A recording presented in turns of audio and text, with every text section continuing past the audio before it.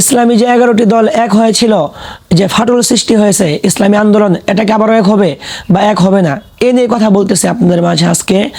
তো অনেকেই বলতেছে যে ইসলামী আন্দোলন আর এক হবে না, অনেকেই বলতেছে এক হবে, আবার অনেকেই বলতেছে আকীদাগত সমস্যা।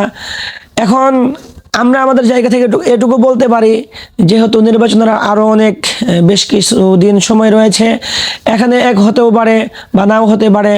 তবে এখন পর্যন্ত ইসলামী আন্দোলন বা জামাতে ইসলাম বা খেলাফত মজলিস, ওনারা কোনো দলকে এখন পর্যন্ত কোনোভাবে দোষারোপ করতেছে না, বা ফাটল যে সৃষ্টি হয়েছে এ নিয়েও তারা ওইভাবে প্রতিবাদ করতেছে না। এখন আশা করা যায় যে এক হবে। যদি এক নাই হয়, যার যে জায়গা রয়েছে সেই জায়গা থেকে যেন তারা ভালো কিছু করতে পারে, এই আশাই আমরা সবার প্রতি আহ্বান করি বা দোয়া করি।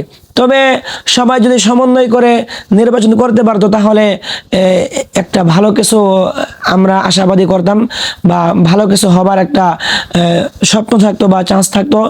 তো যার যে জায়গা থেকে যেভাবে তারা ভালো মনে করতেছে, তারা কাজ করতেছে, তো আমরাও তাদের জন্য দোয়া করি যেন তারা তাদের জায়গা থেকে ভালো কিছু করতে পারে।